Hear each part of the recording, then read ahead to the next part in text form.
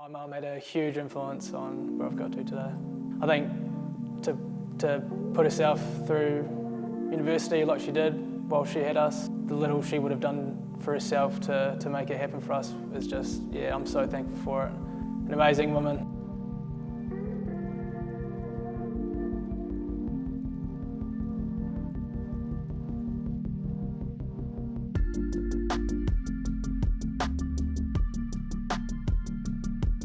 I think there's a few different things that you get growing up in a smaller town than growing up in the city. So, yeah, after living in both now, everyone's a little bit more chilled out and got a little bit more freedom, I think. We were sort of running around town and, yeah, getting up to trouble, and I don't know, I think it's a little bit more dangerous in a big city maybe, and you can't sort of do those things, so just being able to get out and not do what you want but have a little bit more freedom, and yeah, it was good. Learn things on the go. It's still the same. There's this old security camera here, or speed trap that I'm not sure that works, but we're going to slow down. There's a few iconic things I reckon growing up. They had the Ngatea water gardens, the gemstone factory, copper kettle. So the water gardens, I think, is the only one that's left of the three. Those were like the main things around town. It's an awesome place, Ngatea. There's not too much to do. I think the water gardens was one. We actually head down there and we have a look at it. Water gardens is like the one sort of cool thing to do. Some of our family settled here in the early 1900s. Hugh Hayward was I think I'm fourth generation after him. And so this road's named after his father, and then the Hugh Hayward domain's named after him. I think he was the mayor here for like 30 years or something, and then our family's farmed in Ngatea since then.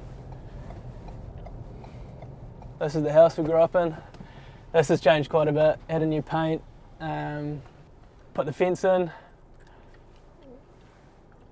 We actually know the people that own it now, and they've done a few renovations and stuff to it. It looks awesome on the inside. All old Remu wood. Yeah, the tree out the back, there's plums on that. We used to have like slingshot fights shooting that, and they end up all over the side of the house, and we'd spend Sundays trying to clean it up. Yeah, that backs out onto the college. That fence wasn't there when we were there. One of my best mates growing up was our neighbour as well. He's a dude we got in trouble with. Played rugby on a Saturday morning down at the Domain, and then hockey on a Saturday afternoon, and then ended up at someone's place, maybe playing PlayStation for a bit, and then usually get out skating into all hours of the morning. Skateboarder? Not now, not really then. A little penny board getting around. Nah, too scared I was going to break something.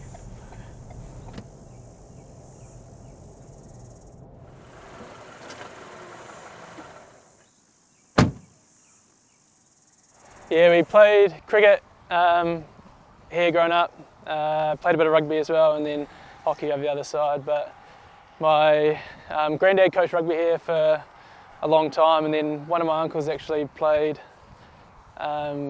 age group rugby for New Zealand, so he grew up playing here. Yeah, my uncle was another one was the coach of the Roller Mills team down here, so I was playing with them, I didn't end up playing with them, but playing for Hodaki and doing that in between playing hockey as well. I remember there was a morning that played here at like 8 or 9 a.m. and then went over to the pavilion for hockey after and bent down and popped a rib out. So I think that was one of the last times I ended up playing rugby. Oh, I might have played a little bit after that. Yeah, it's a cool like sort of setup they've got now. The primary school right close, and then rugby fields and netball courts as well. So it's a good hub for a lot of community sport. And we were down here one night actually, my cousin and a couple of mates, and we were sure that we saw some UFOs. I'm telling you, there was like, before Starlink, it looked exactly like that sort of setup that was in the distance. So Kyle, I don't know if you're watching, Christian, if you guys remember that, back me up. Yeah. We moved back here when I was 5. My great aunt Lorraine had a lot to do down here. Mum played growing up, so we'd come down every Saturday. We'd be down here, and then through the week after school and stuff, we'd be coming down and have a hit around. And yeah, we spent a lot of time down here from 5 right until 13 when I moved to Hamilton. But it was, yeah, we actually had athletics down at the down here as well. But I think growing up, sport was just such a big part of my life, and being out and doing stuff and being active, it was, yeah, something that Mum wanted for me and both my brothers as well. And there was a lot of time spent at home playing PlayStation, but we were definitely out and trying different sports, and hockey was the one that a lot of my family is passionate about, and the one that I ended up enjoying the most and sticking with. I've been really, really lucky to have a lot of people that have helped me along the way. Started here with David Adams, who was my McGrath tournament coach, who sort of was the first insight or first person who knew a lot about the game that I'd been coached by, and then Lloyd Stevenson. I think without good coaching, without people that get you to love the game, and it's such a massive part of doing well, so I'm grateful for that. And then people around, my great aunt who introduced me, and then Julie Stevenson, who's done so much for Thames Valley Hockey. Hello. Good to see you. You too. How's it going? All good. Oh, yeah. Awesome. Yeah. Awesome. Rocking the kind of bit of mullety look here. Yeah. I remember Aidan and his 2 young brothers coming to. I used to take the mini hockey just on the little turf. Always had the amazing natural ability, did Aidan, definitely. So I remember these 3 young boys who, were just really extroverted, out there, a pleasure to coach, might I add. But always remember Aidan did have the amazing natural talent that, I was saying before, I got quite frustrated when I was younger as well. So a little bit of that came out, but yeah. I was saying I loved growing up here. I wouldn't like change how everything happened. And I guess kind of interesting for you too, Aidan, and probably for Daniel and Ben as well, with our boys kind of taking their pathway and having those, I guess for you, those local role models, that you could emulate. And I think that's the nice thing about having a turf here in Ngatea, is that, we had the luxury of bringing up our children. They went to the local school, they played for the local team, and they would, because the facility was here, and particularly for boys and men's hockey, there was a real boom. And our secondary school team that Lloyd and Nick were part of, they were able to play at Rankin Cup competitively. So they won Rankin Cup in 2000, was it? Yeah. So they really enjoyed having that all happen around them locally. And then for you just had something to aspire to, and just really nice for you and Lloyd to reconnect at Hamilton Boys and have Lloyd coaching you for it. I've said it a couple of times, but I wouldn't have got to where I am now without him. He's been like the biggest influence on my hockey, so I've been so lucky. Yeah. I've got a signed training shirt of his. I think I won it down here in like one of the Thames Valley days. Big days out? Yeah, it would have been chasing him around, whoever got to tackle him, I think. Yeah. Took it home. Yeah. And the big days out, they were another thing started by Darren.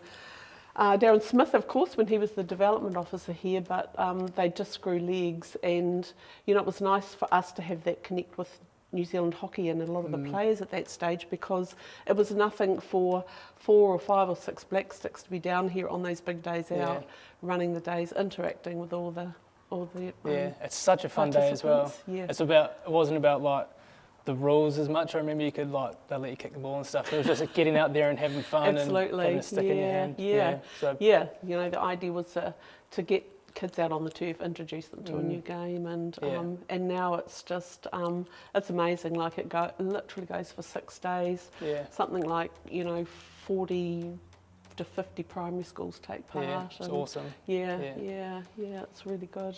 You and your family as well. You've started so much. When I came in, I thought of your family as like the hockey family around Ngatea that have started everything, got everything going. So that's sort of, I think my career has come out of what you guys have built here, which is awesome. And honestly, it's a pleasure to sit here and talk to you today in the space that you're going to be going to now. How rewarding is that? Yeah. So I need to catch up with Lloyd actually and thank him in person. I think me and Woodsy got him a box of wine, so hopefully he's enjoyed that. But yeah, I'm sitting here with being able to say that he's done that for me, but there's a lot of guys as well, all the guys that went through Boys High, so he's left such a big mark on hockey here. You've left such a big mark on hockey here and then around the country as well. Yeah, look, honestly, and I think it shows the close-knit community that Thames Valley hockey has been, and because the Hayward name was, probably, I think, the most influential here in Thames Valley, but a really close-knit community, and I think we used to feel that we punched above our weight, and great to have, even though you guys kind of all grew wings and went and played in other places, after those school days, that you all kind of gravitated back, which is super, and always just remain loyal to your roots and happy to give back. How's it going? Hey, how are you? Good to see you. You too? Yeah, man. Just plugging away? Yeah, nice. I think the earliest stuff I remember was playing with you, like the...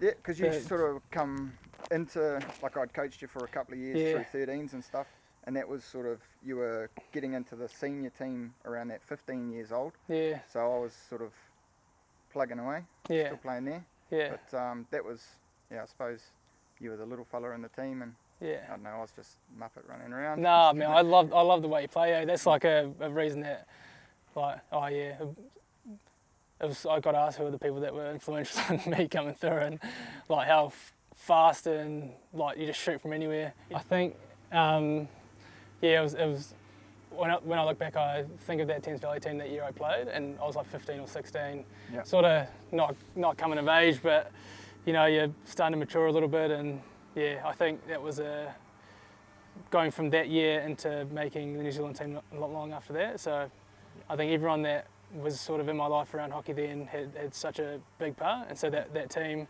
watching you guys do your thing, man, it was awesome. And like I said, like how you play the game is different to anything I'd seen before that. I think like just flat out, fast, shoot from anywhere, like burn goals is just a different side to hockey than I'd seen before, which is awesome and something I still remember, man. And then I reckon my first beer is probably coming back from one of those away trips away. Yeah. That was a good thing about having such a wide spread of ages in that team as well, is we were quite tight-knit and we'd travel in the van everywhere, so you got to be a part of the whole lot, really. And then if it was, hey, come and crash for the night or something like that, or out with the family and stuff, it's, it was more of a relationship than a teammate sort of thing. Yeah. So. Yeah. It's same with John T. We'll look back on it the same. You guys really took us both in, eh? Oh, yeah. It was meant the whole team did. We felt like it wasn't like a young guy, old guy sort of thing. It was we're part of the team, and There's a point where I went full into hockey and sort of left other sports on the back burner. So when I was about 15, stopped 15 to 16. I was training 6 days a week for hockey, so I wasn't playing cricket anymore or playing a bit of water polo at school, so that all went into the back burner. And then after that year I made the New Zealand 18s team, and that was maybe the first time where I thought, okay, I'm actually all right at the sport. I could like make the Black Sticks in the future. I didn't expect to make it as early as I did, I think. I debuted in 2017 when I was maybe 21. But I thought it might have taken a little bit longer than that. But I think after touring with the juniors team, it was potentially something I could go on to do. I'm so proud that I play for the Black Sticks. I love making my family proud.